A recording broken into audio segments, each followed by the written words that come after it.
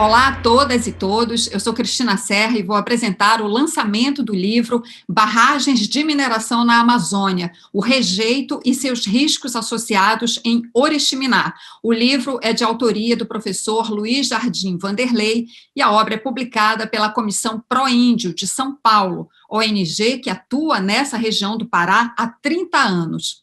Vou falar aqui um pouco do trabalho, do currículo do nosso autor. O Luiz Jardim Vanderlei é geógrafo, doutor em geografia pela Universidade Federal do Rio de Janeiro, professor do Departamento de Geografia da Universidade Federal Fluminense e do Programa de Pós-Graduação da Universidade do Estado do Rio de Janeiro, na Faculdade de Formação de Professores. Ele é também coordenador do Grupo Pesquisa e Extensão Política, Economia, Mineração, Ambiente e Sociedade, o POEMAS. Bom, Luiz, é um prazer ter você aqui. Seja bem-vindo. Obrigado, Cristina. Estou aqui ansioso para a nossa entrevista de hoje. Que bom. Bom, é preciso contextualizar aqui o nosso debate, o lançamento do livro. Os desastres de Mariana e de Brumadinho despertaram a sociedade para os riscos das barragens de mineração.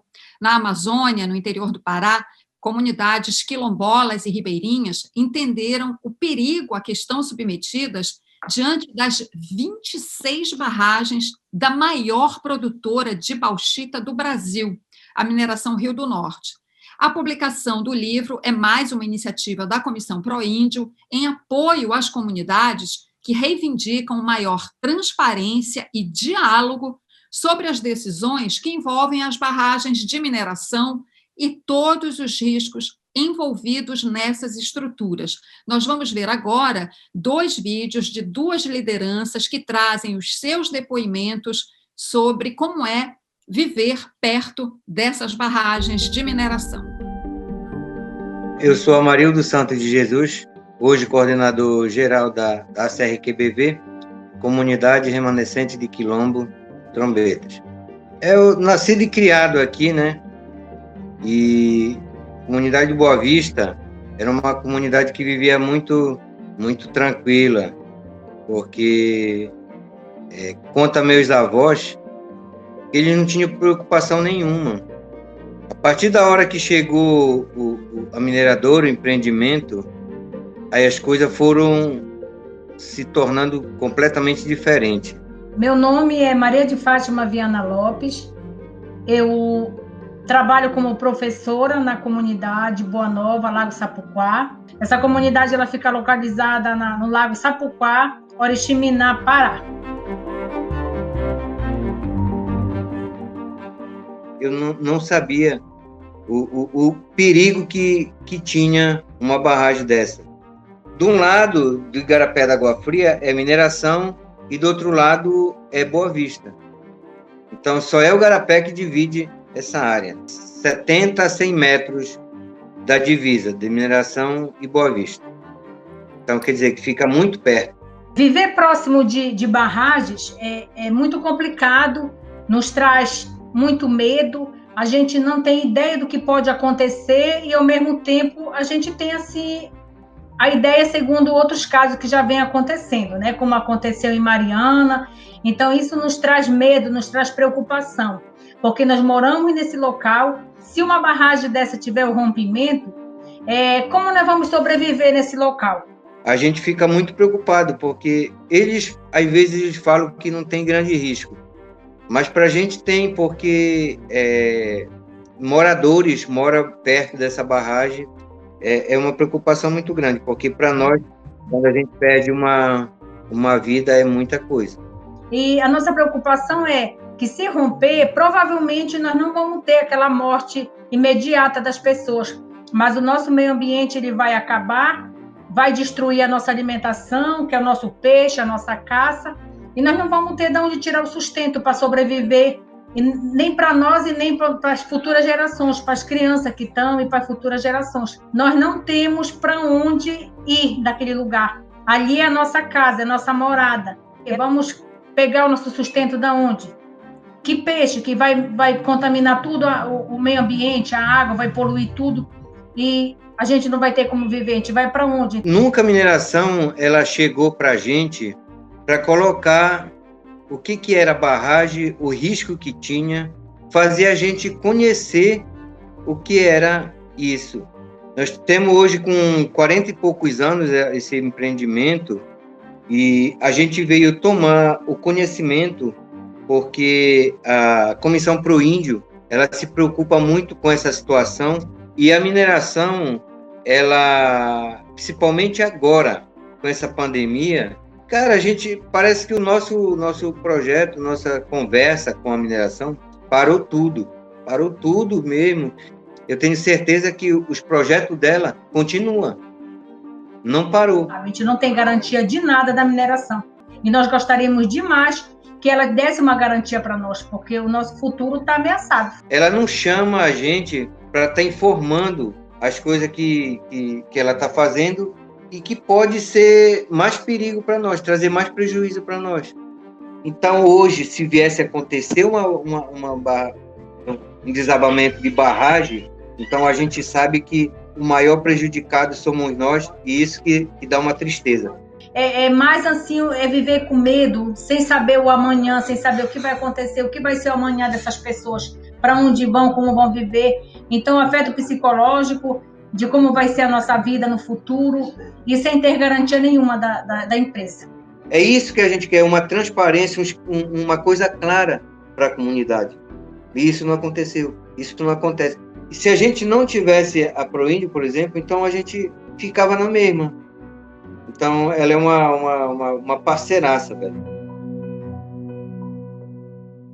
Bom, como vocês viram, né, a Maria de Fátima é uma liderança lá da comunidade Ribeirinha Boa Nova, o Amarildo de Jesus é do Quilombo Boa Vista, né? 2 comunidades que estão situadas a jusante, ou seja, abaixo das barragens da mineração Rio do Norte, abaixo no sentido de que, se algo acontecer, essas comunidades serão imediatamente afetadas pela proximidade e pela maneira como elas estão posicionadas em relação a essas barragens. Luiz, eu queria que você rapidamente comentasse, né? A gente vê nos vídeos, chama a atenção o medo em que essas populações vivem e a falta de diálogo, a dificuldade de diálogo com a mineradora, um diálogo que a gente vê nos depoimentos que foi interrompido ou está suspenso, né, ultimamente, supostamente em função da pandemia. Bem, primeiro eu gostaria de me solidarizar com Fátima, Amarildo. Não deve ser fácil viver abaixo de uma barragem, o grau de incerteza, de medo, do que pode acontecer com a sua vida, com a sua cultura, com o seu modo de vida, é algo que é realmente desesperador. Então, me solidarizo com ele e com seus companheiros de comunidade que estão ali. Eles são representantes de um número muito significativo de pessoas que temem diariamente ao viverem embaixo de barragens. E eles são uma amostra não só do Pará e de Oriximiná, mas isso tem diversas comunidades em diversas partes do Brasil que vivem diariamente esse terror de barragens, né? Sem informação, sem saber exatamente o que aconteceria se rompesse a barragem. Então, me solidarizo. Acho que é super importante a gente ouvir eles são super importantes para a gente pensar não só a pesquisa, mas também pensar o comportamento da empresa e também dos órgãos públicos nessa situação em torno do risco e do medo relacionados às barragens. Luiz, isso é verdade. A sensação que dá é que o povo não entra na equação, né, do complexo minerário. Quando as empresas planejam um empreendimento, é como se não houvesse população ali, né?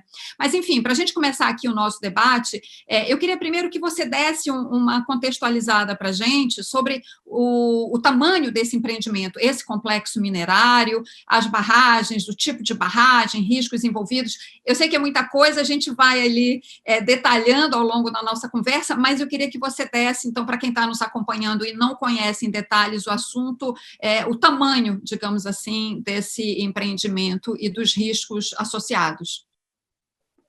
Bem, primeiro é bom dizer que, como você disse, esse é o maior empreendimento de bauxita do Brasil, né? A gente está falando e em 40% de toda a bauxita produzida no Brasil vem de Oriximiná, vem da MRN, da Mineração Rio do Norte, e especificamente do Trombetas. Então, a gente está falando de um mega empreendimento que não é de hoje, ele foi iniciado, sua obra, na meados da década de 70, em 79 ele começa a operar, ele está dentro de uma unidade de conservação, de uma floresta nacional, né, na Flona, Floresta Nacional Saracataquera, e ele possui, né, inúmeras barragens, são mais de 26 barragens, são 26 barragens, está sendo construída uma nova agora, são lagos artificiais, uma série de minas, que algumas já fechadas, outras em operação, outras previstas para sua expansão. Então, a gente está falando de um mega empreendimento que extrai aproximadamente 18 milhões de toneladas ano. Né? Se a gente fosse colocar num ranking de países, a mineração Rio do Norte ia ser o 6º país maior produtor de bauxita do mundo. Né? A gente não está falando de qualquer empreendimento, a gente está falando de um empreendimento de grande escala, né? Produzindo mais do que países, né? Do ponto de vista da produção mineral. Então, é bem preocupante essa escala do empreendimento. É bom citar aqui também quem são os donos da mineração Rio do Norte. Primeiramente, são todos nomes conhecidos da grande parte do público, vocês vão aqui lembrar um ou outro, e são protagonistas de grandes desastres e conflitos no Brasil. Então, aqui a gente está chamando a atenção, o primeiro deles é a Vale, né? A Vale é a maior acionista, com 40%. A Vale não precisa de nenhuma apresentação, mas está em Brumadinho, né, ao longo do Rio Paraupebas, com seu desastre ao longo do rio, é uma das sócias da Samarco, né, então também uma das responsáveis pelo desastre ao longo do Rio Doce. Né. A outra grande acionista é a Alcoa, né, uma empresa norte-americana com 18% das ações, e essa, por exemplo, ela está em Juruti, um município muito vizinho a Oriximiná, com uma série de conflitos também. No final do ano passado, a gente teve um problema de aparentemente, contaminação do rio de comunidades em Juruti Velho, né, que é uma comunidade abaixo da mina da Alcoa. Então, ela também vem se envolvendo com uma série de conflitos históricos nessa localidade. Ela tem outras operações também no Brasil. Outro ator que a gente também conhece muito bem é a South 32, né, a South 32, que era a antiga BHP Billiton, hoje em dia se tornou uma empresa específica, mas ainda tem raízes da BHP. A BHP é sócia também da Samarco, é responsável pelo rompimento da barragem de Fundão, né, em Mariana, né, que contaminou o Rio Doce. E temos outras empresas, Rio Tinto, né, CBA, Companhia Brasileira de Alumínio, e a Hydro, né, que é uma empresa norueguesa que também está relacionada aí aos desastres em Barcarena. Então, a gente está falando de grandes corporações, das maiores corporações do mundo da mineração e da exploração de alumínio, né, de bauxita alumínio, e da onde a gente esperava, né, que tivessem os melhores comportamentos, as melhores responsabilidades sociais, como elas mesmas dizem. Então, a gente está falando aqui de grandes corporações e um volume de dinheiro bastante significativo, não só no empreendimento, mas essas empresas têm lucros extraordinários. A Vale, por exemplo, em 3 meses teve um lucro abissal de 30 bilhões de reais, né? Então, assim, a gente está falando de muito dinheiro e que tem recurso para que esses empreendimentos sejam ainda mais seguros, né?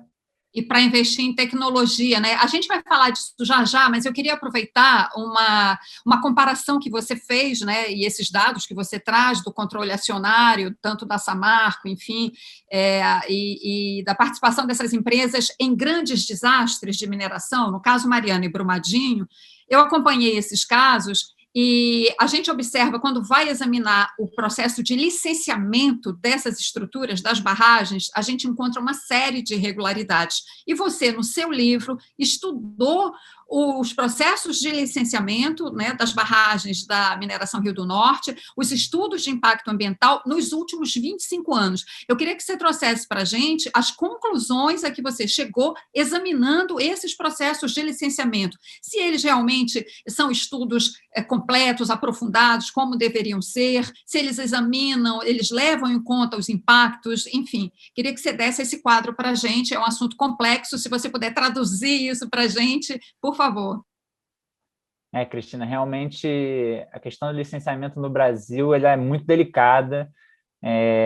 Estamos aí diante de uma tentativa, inclusive, de uma maior flexibilização do licenciamento no Congresso. É bom chamar a atenção aqui que, se já está ruim do jeito que está, pode piorar muito ainda com o que eles chamam de um autolicenciamento, né? A gente sabe aí que as empresas não têm condições de se autolicenciar. É preciso que o Estado aprimore a questão do licenciamento e aprimore os órgãos ambientais para ter maior mecanismo de fiscalização. Mas, no caso específico de Oriximiná e da mineração Rio do Norte, é bom dizer que não existe nenhum licenciamento sobre as barragens. Então, essas barragens nunca foram licenciadas do ponto de vista de um licenciamento próprio. Então, o que a gente analisou foram licenciamentos, sobretudo, de expansão da mina, novas lavras, ao aumento da produção do empreendimento. Então, assim, a gente analisou ao todo 6 estudos de impacto ambiental, desde 94, tentando identificar como esses estudos falavam das barragens, já que não tinha nenhum específico para a barragem. Então, a gente analisou eles buscando entender como a barragem foi colocada do ponto de vista de uma análise dos seus impactos, dos seus riscos, dos danos possíveis, de quantas barragens vão ter na mineração Rio do Norte. Então, o que a gente identificou ao longo dessa análise? Primeiro, que nunca houve uma análise específica sobre as barragens. Então, isso nos traz uma preocupação, primeiro, que a gente não sabe quantas barragens a mineração Rio do Norte vai precisar. Isso é muito preocupante, a gente tem 26 hoje. Se fala, o último licenciamento, eles falam, na verdade, em 16 novas barragens, e nós sabemos que ainda tem mais platô para expandir. 26 então, a gente está...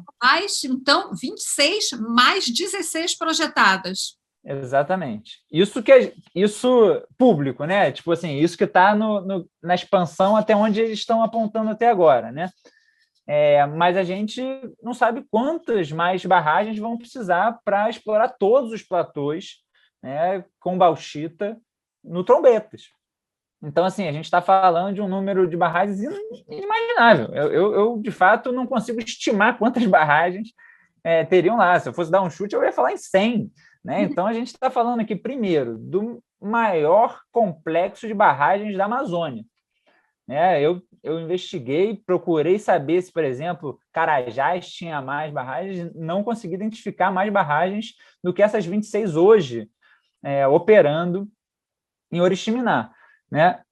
A mineração Rio do Norte, com um único empreendimento, ela é a 4ª maior dona de barragem, tipo, empresa com mais barragens de mineração no Brasil. A 4ª é com um único empreendimento. A Vale é a primeira, com 100 e tantas barragens, mas em vários empreendimentos diferentes. E essas barragens que você está falando, concentradas nesse local, no Trombetas. Exatamente, é uma concentração num único empreendimento. A gente não está falando de vários empreendimentos espalhados pelo Brasil. Então, é uma das maiores concentrações de barragens do Brasil.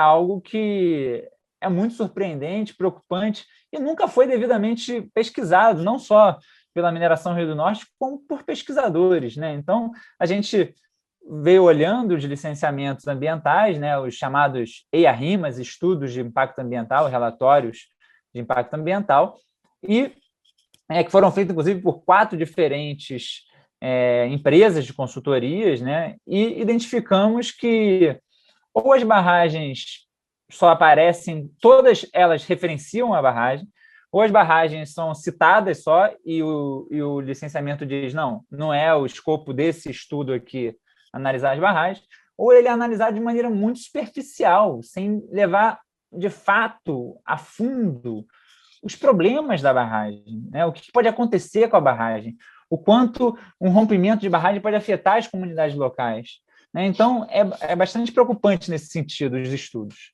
Eu queria entrar nesse ponto que você falou, o risco de um grande acidente, enfim, de uma catástrofe que possa afetar aquelas comunidades. É possível a gente avaliar isso? Quer dizer, qual é o potencial de acontecer algo desse tipo? E eu queria entender, e que você explicasse também para a gente um pouco mais, exatamente que tipo de barragem é, né? Porque eu acho que tem alguma diferença em relação a essas barragens de Mariana e Brumadinho, que são, em Oriximiná, são tanques, né, como são chamados, e se esse rejeito é tóxico. Então, caracteriza para a gente essas barragens e o risco de uma catástrofe no local. Bem, primeiro, o risco de uma catástrofe é sempre difícil de estimar. Lembrando que o rompimento da barragem de Fundão, né, se falava que o rejeito chegaria no máximo 10 quilômetros, chegou a 700 quilômetros. Então, assim, a gente está falando de algo que, pelo visto, né, eu não sou engenheiro, mas mesmo a engenharia tem muita dificuldade de calcular, estimar esses tipos de desastre. Mas se um desastre desse ocorrer, primeiro ele está dentro de uma unidade de conservação super delicada do ponto de vista ambiental, super problemática do ponto de vista da biodiversidade. Então, assim, é uma área que ainda exige muito conhecimento da sociedade, muito conhecimento dos pesquisadores. Há muitas dúvidas sobre as perdas. A gente não sabe calcular as perdas em torno disso, do ponto de vista da biodiversidade. O segundo ponto é sobre as sociedades ali, né? Os grupos ali, os quilombolas, ribeirinhos, sobretudo comunidades descendentes de quilombos, mas não só, negros, de uma maneira geral, se identificam de formas distintas, como ribeirinhos, trabalhadores, pescadores, pequenos proprietários rurais. Bem, o impacto sobre essas comunidades é, de alguma forma, incerto, porque um estudo sobre rompimento mesmo só foram feitas em poucas barragens, na verdade, 4 delas. Né? Uma mais perto da comunidade de Boa Nova, né? de Boa Vista, que é a comunidade quilombola do Seu Amarildo, e outras 2 que drenariam para a comunidade da Fátima. Né? E, bem, se diz que um dos principais problemas seria na própria área do empreendimento, né? Então, um efeito poderia ser morte de trabalhadores, né? Isso não está descartado nos estudos, mas é possível também que, caso rompa a barragem no Igarapé Água Fria, né, da barragem ali da comunidade do Amarildo, pode ser que, se tiver gente embaixo, né, pescando na hora, pode ser que tenha algum tipo de fatalidade. Mas, independente das fatalidades, que são gravíssimas, que a gente tem que, com certeza, estar preocupado sobre, os efeitos sobre as condições de vida são inúmeros. Isso vai ser um desastre sem magnitude na Amazônia, assim, ainda mais se chegar no Rio Trombetas, num dia chuvoso, a magnitude pode ir longe esse rejeito. Luiz, eu queria falar agora dos antecedentes, né, históricos que a gente já tem, que são muito ruins, de poluição do meio ambiente, que é o caso do Lago Batata, né, que você menciona no livro. Eu queria que você desse aqui um histórico para a gente do que foi esse desastre ambiental no Lago Batata, esse despejo de rejeito, e que não se tem estudos aprofundados sobre esse impacto, né? Queria que você contasse um pouco para a gente desse caso. Os poucos estudos que a gente identifica, quase todos são financiados pela mineração, né? Inclusive por pesquisadores renomados e que vêm investigando e apontando que o lago tem tido dificuldade de recobrar as suas condições naturais, ou mesmo um ambiente considerado dinâmico do ponto de vista da biodiversidade. Mas eu queria trazer um pouco antes um ponto que bem, quando esse empreendimento foi construído, né? Na década de 70, de fato, a gente ainda não tinha uma preocupação ambiental no Brasil de maneira tão significativa. A gente já tinha algumas legislações que apontavam para problemas, sobretudo urbanos. A Amazônia era completamente ignorada do sentido desse tipo de poluição. Nesse contexto, a licenciamento ambiental ainda nem existia, mas na década de 80, ele já existia. Ainda assim, na década de 70 já se instalavam barragens de mineração no Sudeste brasileiro. e no resto do mundo. Né? Então, se a gente pegar, por exemplo, Brumadinho, né? A barragem que rompeu em Brumadinho já é da década de 70. Né? Então, se construía a barragem em Minas Gerais, mas não se construía na Amazônia. Na Amazônia, só optou por quê? Por jogar o rejeito direto no lago. Né? Isso é um ponto importante para a gente pensar. Né? Não é porque não tinha tecnologia. Tinha tecnologia, inclusive, um ex-presidente da própria mineração Rio do Norte fala, bem, resolvemos sacrificar o Lago Batata porque poderíamos construir uma barragem muito grande ou poderia custar mais dinheiro do que custava jogar direto no lago. Isso foi autorizado pelos órgãos públicos. Né? Isso não foi um crime originalmente, né? Mas, independente disso, provocou grandes danos. Então, a gente está falando ali de aproximadamente, né, segundo consta aí, as estimativas de 24 milhões de toneladas de rejeito foram jogadas lá. Né? 2 Brumadinhos. Se a gente pegar, são 2 Brumadinhos, que foram jogadas no Lago Batata, que hoje ocupa aproximadamente 30% do lago. O rejeito está lá, né, até hoje. Sim, assim como ao longo do Rio Doce, que se decidiu por não retirar o rejeito, né, a própria Renova, Vale, Samarco, BHP, que está aumentando esse nome para a gente falar, inclusive, ela definiu que só ia tirar 5% do rejeito de dentro da calha. A mineração Rio do Norte nunca tirou nada da calha. O rejeito está lá do jeito que foi depositado e com efeitos que ainda são danosos. Há muita dificuldade da vegetação, né, e do ambiente como um todo se recompor em cima do rejeito. Isso é um problema do lago, isso é um problema das barragens.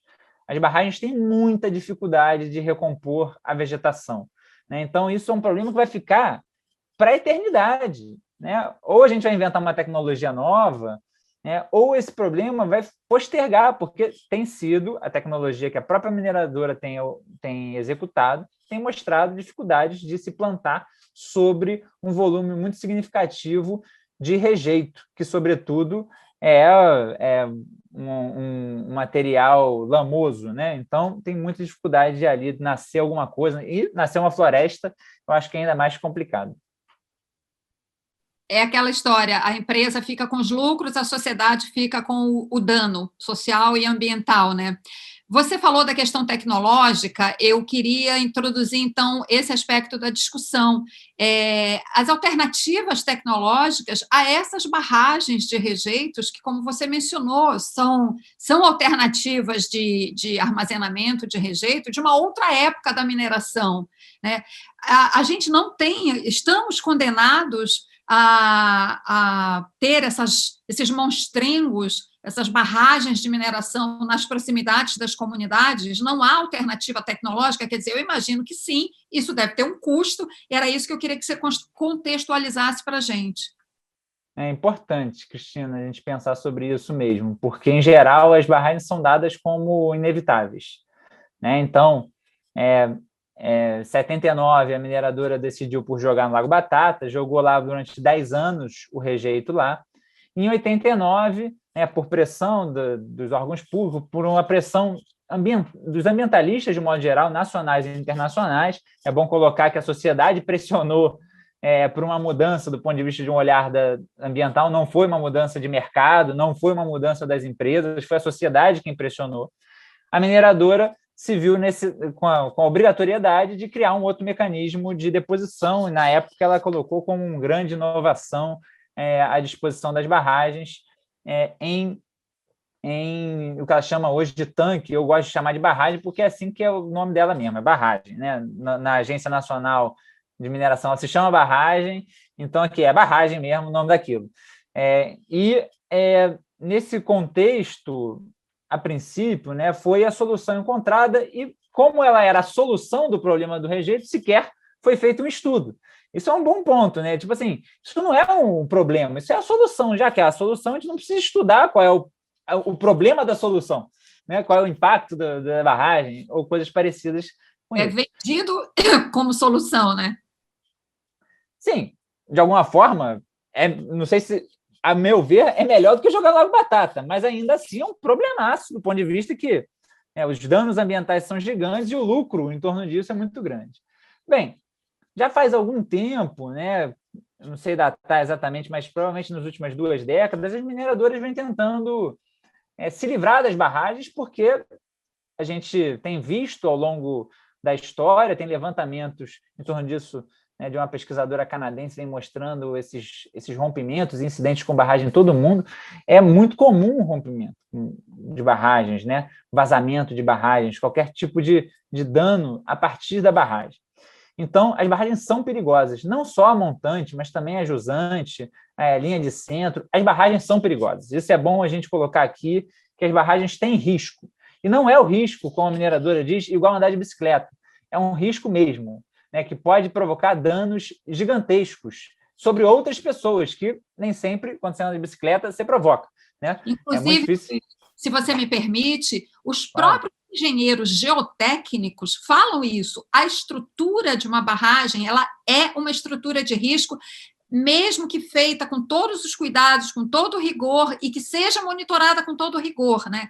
Pela complexidade daquela estrutura, ela é uma estrutura de risco. Desculpa te interromper, mas só para trazer esse dado.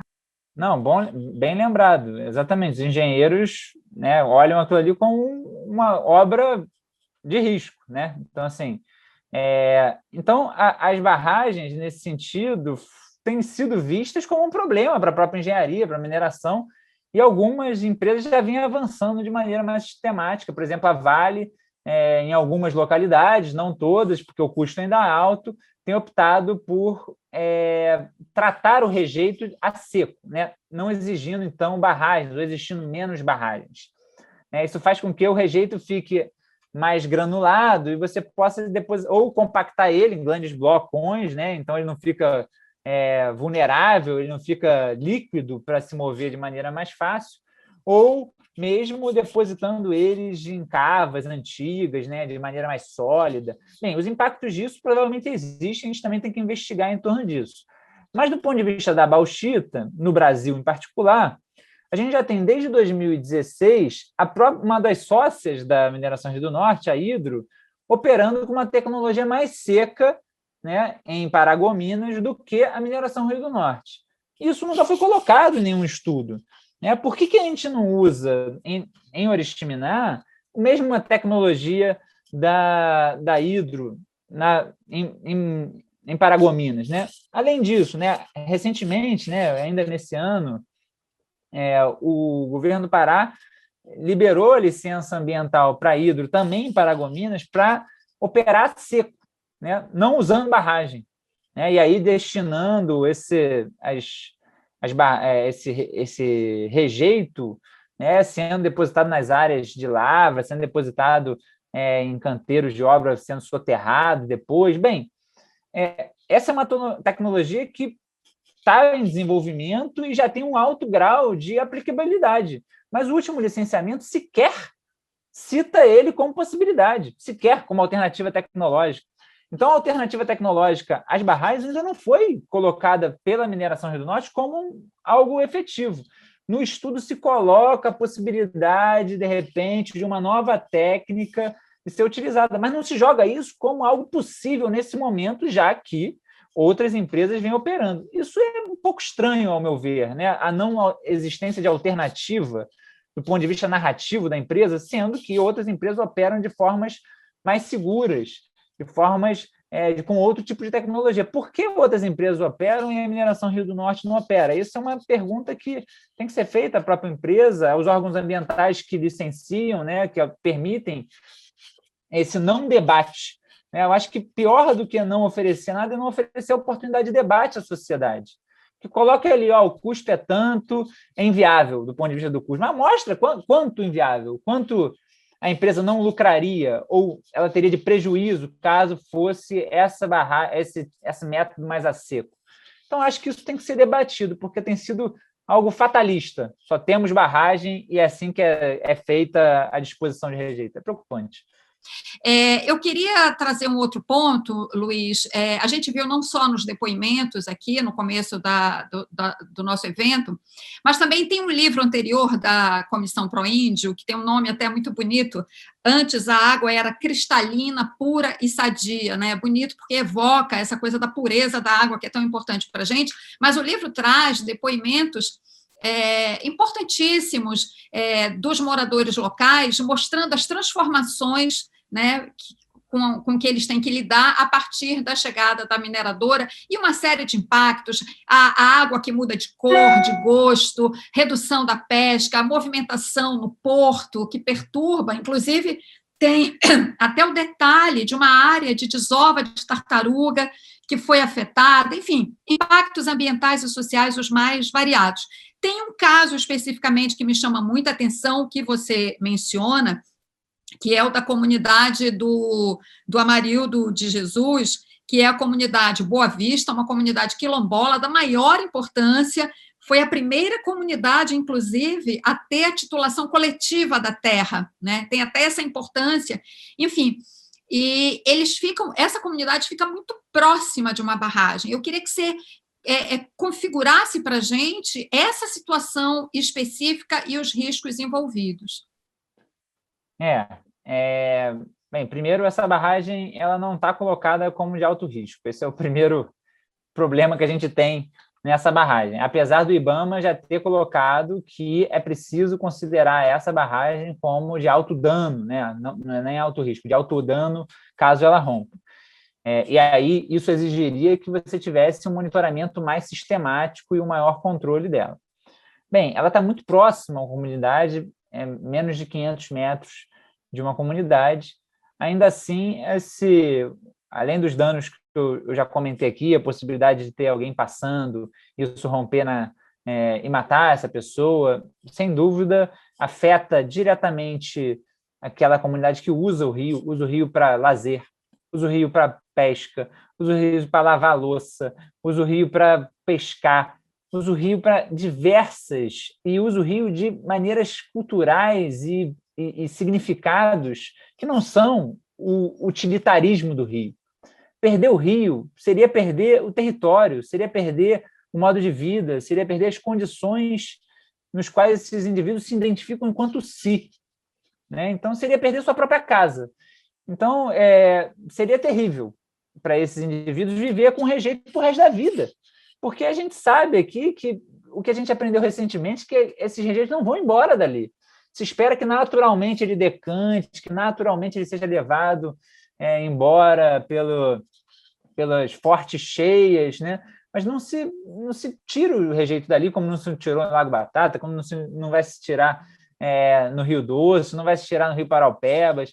Então, assim, os efeitos são inúmeros e é até difícil contabilizá-los aqui, porque eu vou esquecer alguma coisa que essas comunidades diziam que seria uma grande perda. Então, só me resta aqui me preocupar e me solidarizar com esses indivíduos que estão abaixo e que sofrem o medo, né? A gente não está falando de risco aqui, é medo.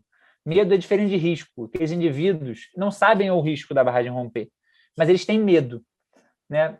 Eles têm que ser tratados da melhor forma, da maior forma possível.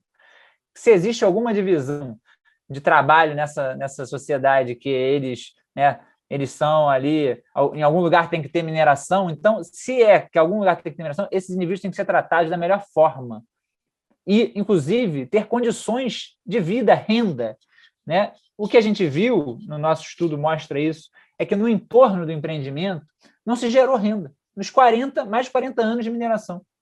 As populações continuam vivendo com menos de meio salário mínimo, né? Com menos de um salário mínimo. Uma precarização da vida no entorno que é um sobrepeso, um sobrepeso da sociedade sobre esses indivíduos, né? Porque você não gera renda para eles e você gera uma pressão de impacto violenta sobre eles. Então, há uma distribuição desigual e desonesta, inclusive, do ponto de vista da sociedade como um todo, né? Não estou falando que é desonesto do ponto de vista da mineração, mas desonesto do ponto de vista da sociedade, que decide que ali pode ter uma mineradora, e aqueles indivíduos têm que sobreviver a isso. Então, é sem renda e em condições de medo, né, constante, e com possibilidade de ter perdas imensuráveis. Arcando com todos os danos, né? Aquele velho modelo excludente que a gente conhece, né? E foi importante você destacar isso, porque a gente vê também um outro padrão digamos assim, na maneira de atuação das grandes empresas mineradoras, né, de usar esse discurso da geração de empregos, da melhoria de renda. Os municípios onde elas estão instaladas muitas vezes se tornam reféns daquela arrecadação de impostos. Então, é um quadro bastante complexo. Tem aí uma discussão que precisa ser feita sobre esse custo-benefício, né, da instalação de um grande projeto como esses e desses impactos. Já que a gente falou sobre isso, e você também havia mencionado há pouco um aspecto que eu acho importante também, que é a atuação do poder público, né? Muitas vezes, justamente o peso dessas empresas político e econômico nas suas comunidades locais e no país de uma maneira geral, acabam levando a um certo afrouxamento, né, do exercício do papel fiscalizatório do poder público, né? Então, eu queria, nesse caso, não só fiscalizatório, né? O papel do poder público ele vem desde o licenciamento, ou pelo menos deveria vir. E aí eu queria que você também fizesse uma análise para a gente, especificamente no caso da mineração Rio do Norte. Enfim, como é que é exercida essa fiscalização? Por estar numa floresta nacional, imagino que seja federal, mas, enfim, o Estado do Pará também não tem nenhuma ingerência aí nesse caso? Bem, é uma boa pergunta, porque aí a gente tem vários responsáveis, né, digamos assim. Primeiro, está numa floresta nacional, né, que é de responsabilidade do Instituto Chico Mendes. Então, todo o licenciamento dentro da Floresta Nacional é feita pelo IBAMA. E a fiscalização, em grande parte, pelo IBAMA e pelo Instituto Chico Mendes. As barragens, em particular, têm responsabilidade da Agência Nacional de Mineração, ou do antigo DNPM, né? Departamento de Produção Nacional de Produção Mineral. Então, isso é um grande número de instituições aí do Estado federal responsabilizadas em torno disso. Obviamente, o governo do Estado deveria se preocupar, né? Eu não sei até que ponto ele poderia ter ingerência dentro da floresta. Eu acho que isso seria problemático, mas no entorno da floresta ele poderia atuar, com certeza, nas comunidades, coisas desse tipo.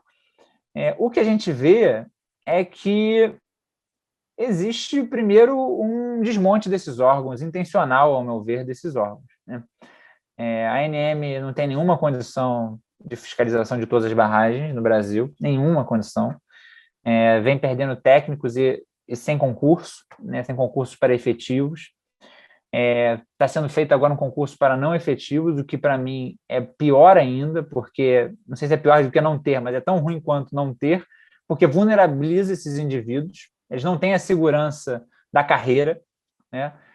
Além disso, tem um desmonte de financiamento, às vezes não tem combustível para chegar lá, e quando tem, é muito comum que as próprias empresas paguem, né? Porque volta e meia você tem que fazer uma licença, né? Tem que renovar a licença, o órgão ambiental tem que ir lá. Aí o órgão ambiental fala, não tenho dinheiro. Aí a mineradora fala, não, eu pago, você vem.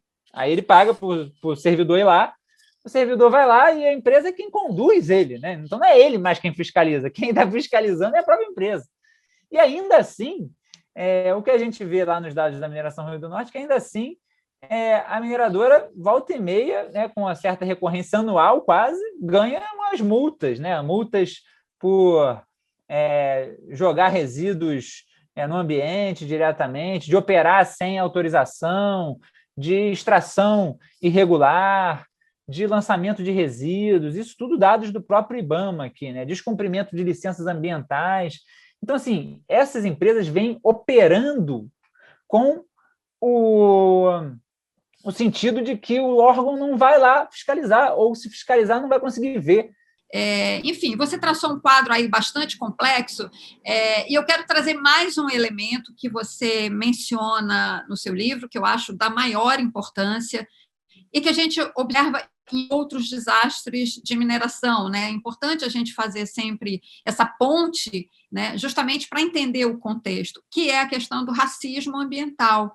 Esses grandes desastres, o impacto desses grandes desastres, ele se dá majoritariamente sobre populações mais vulneráveis, populações mais pobres, negras, né? Ou, enfim, populações ribeirinhas, ou que são formadas por populações negras e indígenas, como nós vimos, né, novamente, em desastres anteriores. Você percebe isso claramente no seu estudo? Eu acho que, na verdade, esse é um discurso, inclusive, que deveria, e eu acho que um dos objetivos do trabalho é esse, colocar esse debate em pauta. E uma forma dos próprios indivíduos atingidos, né, se apropriarem da compreensão de que a gente está tratando de algo específico dentro de uma sociedade racista, patriarcal, desigual, de classe, inclusive, não só racial, mas também de classe. Então, a gente está falando ali de indivíduos pobres e, no caso de Oriximiná em particular, de indivíduos negros, né? Então, assim, as comunidades no entorno de Oriximiná, das barragens de Oriximiná, todas elas têm mais de 70% da sua comunidade se autodefinindo pardas ou pretas, o que a gente considera uma definição dos negros em geral na sociedade brasileira.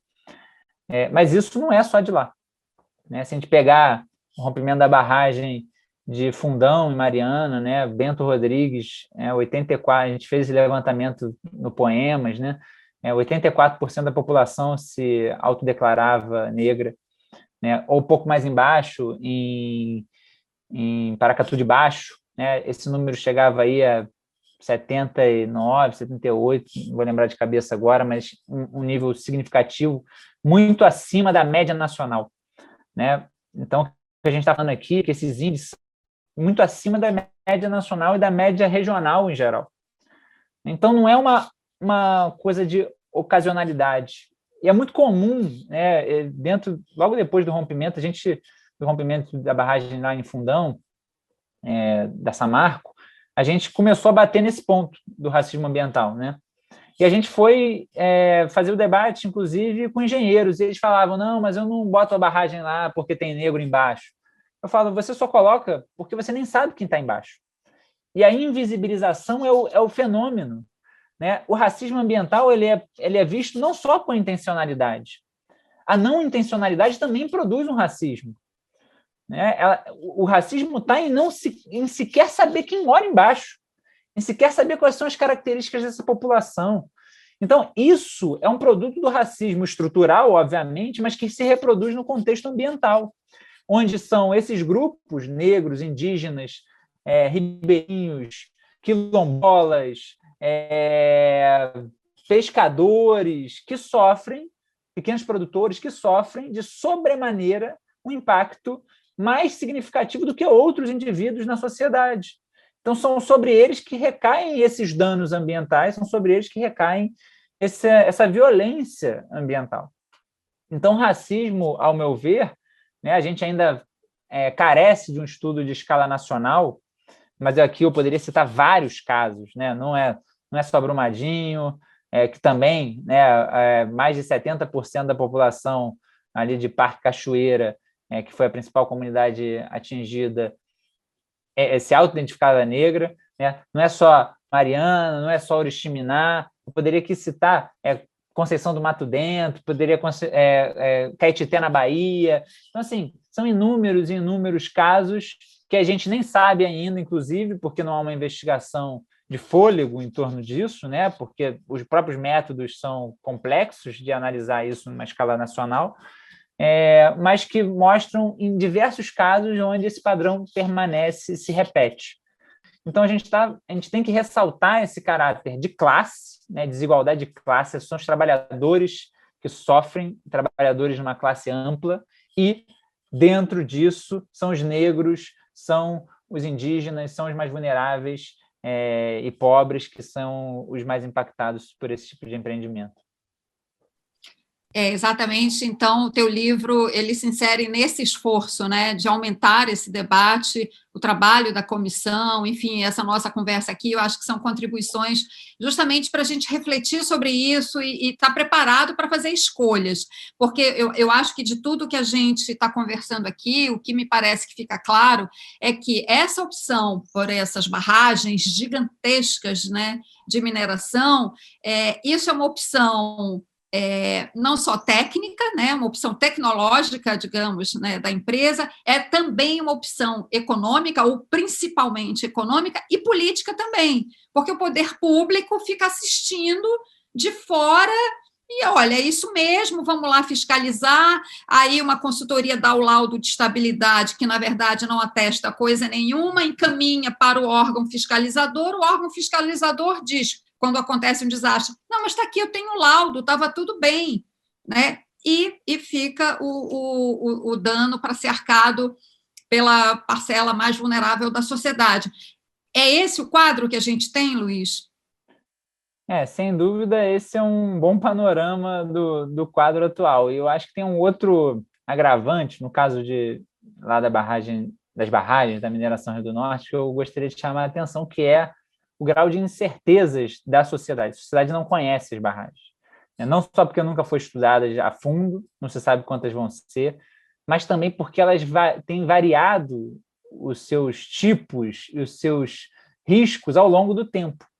Então, por exemplo, a gente teve uma alteração significativa, do último monitoramento que a gente tem em 2015 para 2021, as barragens se tornaram mais perigosas em danos. Então, antes que a gente tinha um número, se não me engano, de 2 ou 3 barragens de alto dano, hoje em dia a gente está trabalhando com 7 barragens de alto dano. Então, isso nos coloca assim, os danos estão aumentando, mas, na verdade, o que está aumentando não a barragem não está mudando. O que está mudando é essa classificação que torna as coisas ainda mais incertas. Inclusive, a própria ideia de qual é o tipo de barragem. Em 2007, a mineradora, via consultoras, escreveu no estudo de impacto ambiental que ela tinha barragens a montante, de alteamento a montante, ou seja, aquele que você constrói em cima da barragem para conseguir depositar mais rejeito. Ela diz textualmente, num dos estudos de impacto ambiental em 2007, que ela tem. Hoje, ela nega que tenha qualquer tipo de barragem a montante. Ainda assim, na Agência Nacional de Mineração, tem lá 2 barragens que ainda são consideradas ou a montante ou incertas, não se sabe qual é o tipo. Então, o grau de incertezas é muito alto, e essa variação, tudo bem, está se variando para um grau de maior risco de dano, o que faz com que a sociedade fique mais preocupada, o poder público olhe de maneira mais preocupada com essas barragens, elas tenham que cumprir maiores monitoramentos, isso é bom até, inclusive. Mas isso nos faz sentir uma certa instabilidade sobre esse componente técnico, acreditando que o componente político está em jogo também, está em jogo. A técnica não é pura ausência de política. Então, eu chamo a atenção para essa mudança de classificação, porque nos preocupa do ponto de vista da informação. E até porque as barragens não sendo a montante mais, porque elas foram reclassificadas, elas não são obrigadas, segundo a lei que foi aprovada no ano passado, uma lei super problemática. A Cristina, inclusive, escreveu um texto, pode falar depois um pouco melhor, em cima, eu e o Bruno Milanês, um colega, escrevemos também um texto sobre a legislação, e essas barragens, por exemplo, que mudaram de categoria, não são mais a montante, elas não precisam mais ser descomissionadas, ou seja, pararem de usar, desmontadas, não é nem desmontada segundo a legislação, ela tem que ser replantada, e a gente já discutiu aqui que é difícil reflorestar em cima desses rejeitos, ou seja, tem que parar de usar. Na verdade, a lei está falando isso. E essas barragens não vão parar de usar, porque elas não são mais a montante. Então, elas mudaram de categoria e agora a lei não exerce sobre ela. Não estou falando que a mineradora mudou propositalmente, mas o efeito é esse. Ela pode continuar operando. E ela, realmente, a mineradora vai dizer, a barragem não é igual às barragens de Brumadinho e Mariana. Realmente não é. Não é o mesmo tipo de barragem. o relevo não é uma das quinas da barragem, né? Não é um dos lados da barragem. A barragem ela tem quinas de todos os lados, como se fosse uma piscina suspensa. Né? Essas piscinas plásticas, ela é como se fosse isso, ela é suspensa e tem bordas de todos os lados. Né? Mas ela também tem alteamentos, porque algumas delas fizeram alteamentos para se colocar mais rejeito. Então, ela é uma barragem que pode romper de qualquer lado, inclusive. Ela não tem a pressão natural da água, né, e do solo que pressiona a barreira que não é natural, porque a barreira natural não é pressionada, né, a montanha não é pressionada, mas se pressiona ali o muro, né, dessas barragens. Né? Essas barragens não, ela tem, de uma certa forma, um equilíbrio de pesos, se elas forem depositadas de maneira homogênea. Né? Aí teria um equilíbrio de peso. Ainda assim, dependendo do que acontecer, uma chuva maior de um lado, uma deposição maior de outro, pode vir a romper um dos lados. Qualquer um dos lados pode romper. Né? Então, o que a gente chama atenção nesse modelo é que essa relação entre política e técnica ele é muito tênue. Né? A relação entre o elemento econômico e a decisão técnica também tem se tornado muito tênue no sentido assim, em geral, o elemento técnico vem para favorecer o elemento econômico de menor custo. Né? Então, essa relação é bastante delicada na nossa sociedade, a gente tem que encarar ela de alguma forma, até mesmo para saber se queremos mais mineração. Vale a pena ter mais mineração? Esse é um cálculo que a gente tem que fazer enquanto sociedade. A sociedade vai ter que pesar. Queremos esse impacto em troca de tantos ganhos. É um cálculo que tem que ser feito pela sociedade. Esse debate não é feito pela sociedade. A sociedade tem que se apropriar dessa velocidade da extração, né? O que a gente, no Comitê Nacional em Defesa do Território frente à mineração, chama de taxas e ritmos. Né? As taxas e ritmos da exploração são definidas pelas empresas hoje, né? Pela demanda internacional, sobretudo, e não pela sociedade. A sociedade não decide se ela quer... não, vamos esperar, vamos guardar essa mina para depois, porque a gente já tem agora, já vamos explorar com a velocidade metade dessa que a gente está explorando. A sociedade não está debatendo isso, né? Porque não é chamada a debater isso. Né? Então, é esse o modelo. Você definiu com muita clareza, eu acho, o cerne dessa discussão, porque justamente o destino dessas pessoas que moram perto dessas barragens de mineração é decidido em reuniões de acionistas, de altos executivos, que, enfim, em última instância, ao tomar uma decisão desse tipo, como você está falando, eles, na verdade, têm o poder de decidir sobre a vida e a morte dessas populações. Essa é a questão, esse é o tamanho da gravidade desse debate, e eu acho que o teu livro traz uma contribuição fundamental para a gente entender isso, debater e, como você disse, fazer as escolhas. O trabalho da Comissão Proíndio, nesse sentido, tem essa importância, né, de iluminar esses cantos escuros desse debate. Né? Eu acho que essa é a grande importância disso que a gente está fazendo aqui, e eu quero chamar a atenção para quem está nos acompanhando, inclusive, para as fotos que tem no livro, que são realmente estarrecedoras, né? A gente vê o tamanho dos tanques, né, que você mencionou, dentro da floresta, é uma coisa que, assim, é um choque ver aquelas fotografias.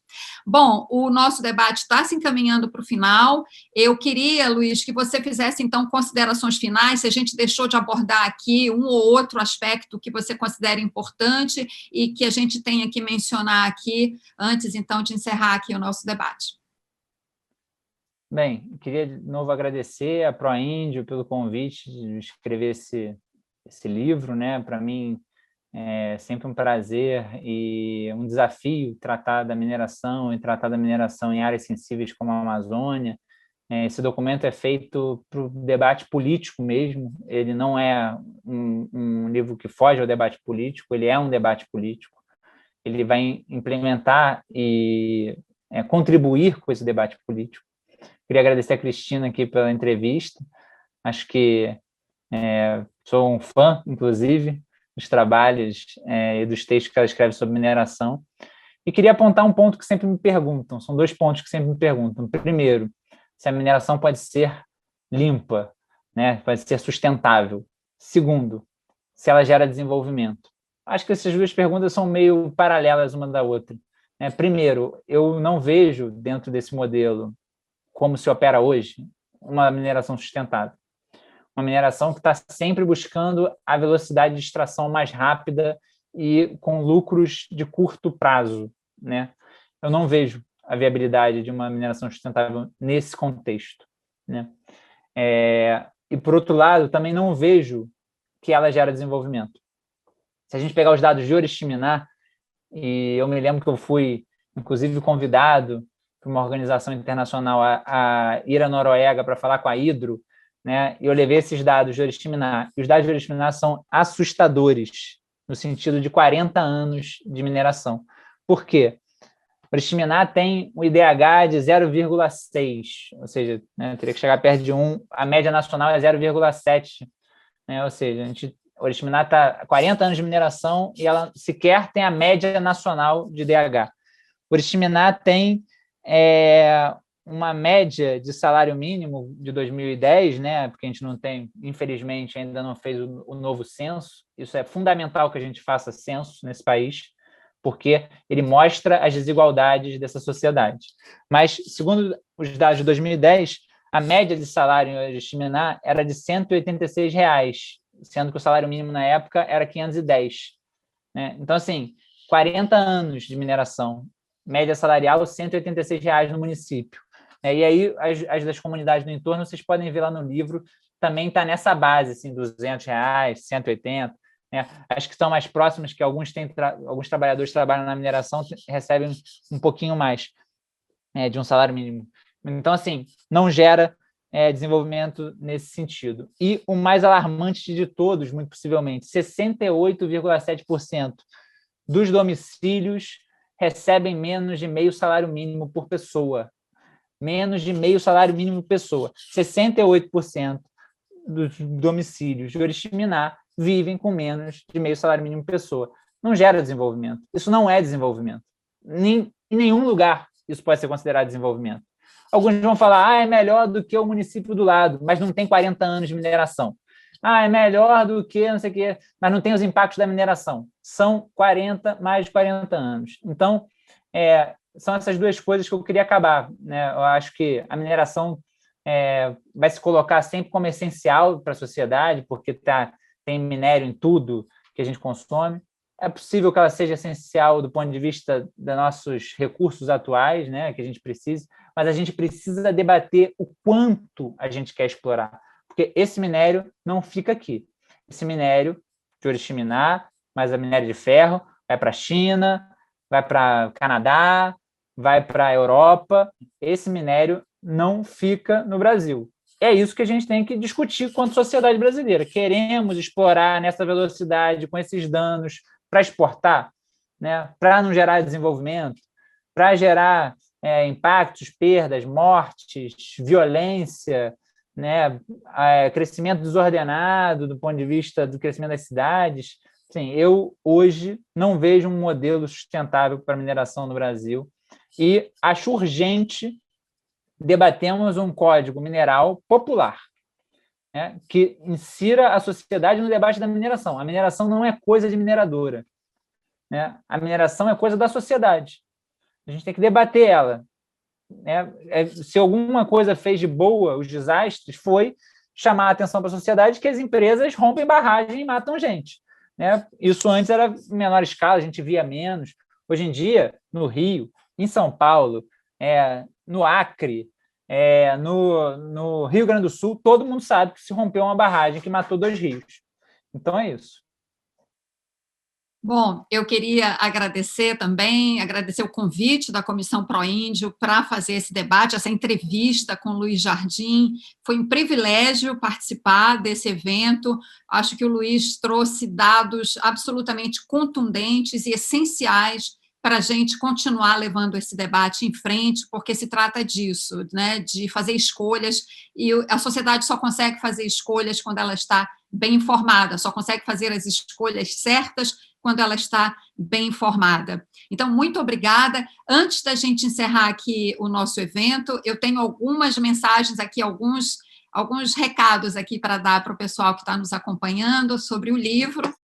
Então, eu faço aqui o convite para que você baixe o livro no link que vai aparecer aqui na tela e que a gente vai deixar na descrição do vídeo. E eu te convido também para seguir as redes sociais da Comissão Proíndio de São Paulo, para acompanhar este assunto aqui que a gente debateu e também muitos outros assuntos relacionados ao meio ambiente e à defesa dos povos da floresta. Muito obrigada a todas e todos que acompanharam o nosso debate até aqui e até a próxima. Obrigado, Cristina.